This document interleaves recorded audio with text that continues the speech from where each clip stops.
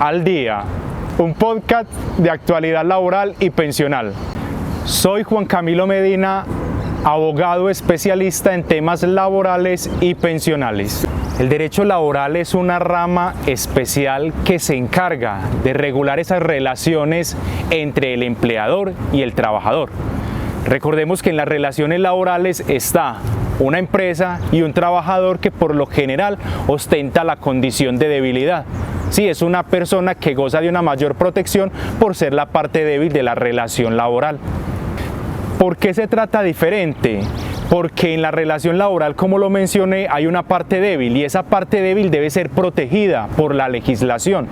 Es importante que ese trabajador goce de unas prerrogativas que son concedidas y otorgadas por la Constitución. Entonces, en el Código Sustantivo del Trabajo hay normas que protegen al trabajador y que protegen obviamente al empleador. Hay obligaciones, deberes, derechos, tanto del empleador como del trabajador. Entonces, el Código Sustantivo del Trabajo y demás normas complementarias pues protegen a los dos. Pero en cierta medida hay que tener presente que en esa relación laboral el débil es el trabajador y por tanto los desarrollos jurisprudenciales son en torno al trabajador. En muchas situaciones es importante que el empleador recurra a un abogado, por ejemplo en la terminación del contrato, para efectos de verificar su condición de salud y si goza de algún fuero que impida su terminación, para efectos de elaborar documentos jurídicos como contratos, reglamento interno de trabajo. También es importante que un empleador acuda a un abogado laboral cuando es demandado por un trabajador para el reconocimiento y pago de alguna prestación económica. Hay muchas situaciones en las cuales el empleador debe asesorarse para evitar posibles conflictos jurídicos o situaciones que puedan perjudicar a la empresa. También el trabajador puede acudir a un abogado laboral en muchas situaciones. Cuando me vulneran derechos, por ejemplo, cuando hay un acoso laboral por parte de mi jefe inmediato. También puede acudir un trabajador cuando no me pagan oportunamente mis prestaciones sociales, no me pagan el salario, no me pagan los aportes a la seguridad social. También puede acudir un trabajador a un abogado laboral cuando sufre un accidente de trabajo y ese accidente de trabajo es por culpa del empleador. Por ejemplo, cuando el empleador no me suministró los elementos de protección personal o no me dio la capacitación y como consecuencia de esa omisión sufro un accidente de trabajo. Entonces hay múltiples situaciones en las cuales un trabajador puede acudir a un abogado cuando vea vulnerados sus derechos, sus deberes o cuando el empleador no cumpla con sus obligaciones. Las personas que deciden acudir a un abogado laboral porque el empleador no le cumplió con sus obligaciones laborales lo pueden hacer tranquilamente.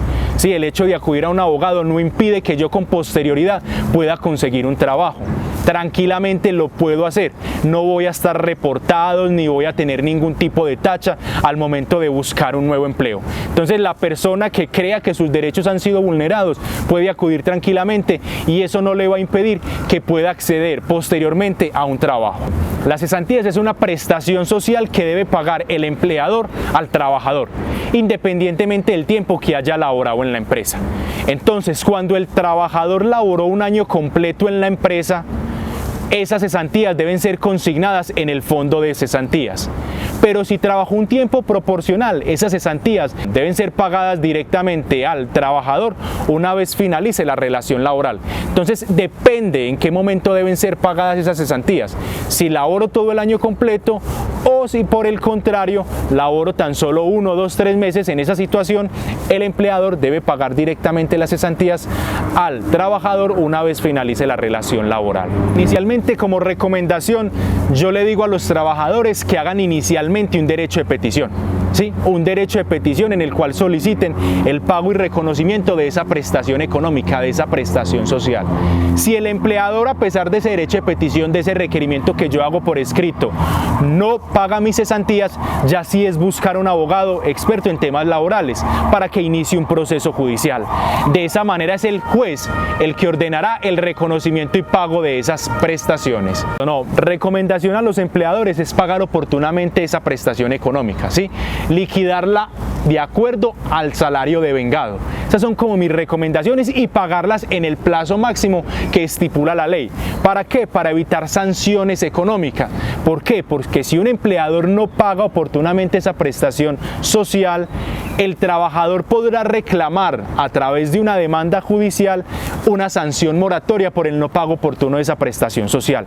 Entonces mi recomendación con los empleadores es que paguen oportunamente esa prestación económica para evitar posibles sanciones que pueden ser muy gravosas o muy onerosas para la empresa. Entonces es muy importante tener claro algo, que hay contratos laborales y contrato por prestación de servicios. El contrato laboral implica que el empleador me pague todas las prestaciones sociales, incluidas las cesantías, pero en el contrato por prestación de servicios no hay lugar al pago de cesantía. ¿Por qué? Porque se supone que el prestador de servicios pues tiene una relación autónoma y libre y puede ejecutar sus servicios de cualquier manera. Entonces la persona que está contratada por un contrato de prestación de servicios no se le pagan prestaciones sociales, incluidas las cesantías, a diferencia de lo que sucede con el trabajador que está vinculado por un contrato de trabajo y a esa persona sí se le pagan las cesantías. Hay muchos contratos, sí, pero obviamente en el área laboral pues por lo general siempre se acude al contrato de trabajo y al contrato por prestación de servicios. El contrato por prestación de servicios es para asuntos muy específicos, por ejemplo, un abogado que presta sus servicios desde la casa, un contador que presta los servicios desde su casa, ¿sí? No se desplaza directamente a las instalaciones de la empresa, sino que sus servicios los presta desde un lugar externo. Entonces ese sería el prestador por servicios, pero por contrato de trabajo podrá vincularse a aquella persona que presta sus servicios de manera directa a la empresa y está subordinado al empleador, y esa persona podrá ser contratado por contrato de trabajo a término fijo, contrato de trabajo a término indefinido, contrato por obra o labor determinado, incluso puede existir el contrato verbal. No es necesario que conste por escrito, yo puedo llegar con un acuerdo con mi trabajador y puede ser verbal.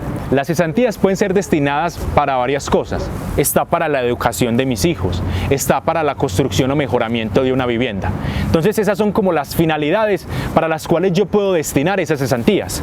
Cuando mi contrato finaliza, también puedo ir a reclamar las cesantías que fueron consignadas oportunamente por el empleador. Que hay que tener muy presente, y es una situación que ha venido presentándose mucho en mi oficina, que las personas están retirando las cesantías por terceros, ¿sí? Terceros diferentes a la empresa están ofreciendo ese servicio. Venga, yo le retiro las cesantías y usted me da un porcentaje. Y eso está originando que de manera fraudulenta se estén consignando esas cesantías a favor del trabajador, y después el empleador se entera de esa situación y da lugar a la terminación del contrato. Entonces mi recomendación para los trabajadores es que cuando retiren sus cesantías los hagan es por medio de la empresa y no lo hagan por medio de terceros, porque me ha ocurrido de manera frecuente que muchas personas se les termina su contrato de trabajo porque están haciendo uso de esas cesantías, pero de manera fraudulenta. La modalidad del teletrabajo consiste en esa posibilidad que tiene el trabajador de prestar los servicios a distancia, ¿sí? En un lugar diferente al de la empresa. Pero para eso es indispensable que el trabajador pues cuente con los respectivos medios tecnológicos para poder realizar sus funciones, sus actividades desde un lugar diferente a la empresa. Entonces en eso consiste esa modalidad de contratación, en la posibilidad de prestar mis servicios desde un lugar diferente de la empresa, generalmente desde la casa, pero asistido por medios tecnológicos. La persona que es vinculada por teletrabajo sigue siendo un trabajador, y como es un trabajador pues debe ser contratado por contrato de trabajo. Igual la persona que está vinculada por contrato para realizar funciones, la persona que debe ser igualmente la persona que realiza teletrabajo pues goza de las mismas prerrogativas y de mismos derechos que un trabajador que realiza sus funciones desde las instalaciones de la empresa. Entonces tendrá derecho a sus prestaciones sociales, tendrá derecho a la seguridad y salud en el trabajo, tendrá derecho a que se le suministre la dotación si es del caso, ¿sí? Entonces ese trabajador o esa persona que realiza sus funciones desde la casa porque está vinculado por teletrabajo goza de las mismas prerrogativas y derechos de cualquier trabajador normal. También gozan de los mismos deberes, de las mismas obligaciones, tienen los mismos derechos. Igualmente ellos están sujetos a procesos disciplinarios, deben cumplir con las metas de producción, ¿sí? O con las metas que le tenga instruida la empresa para el cumplimiento de sus funciones.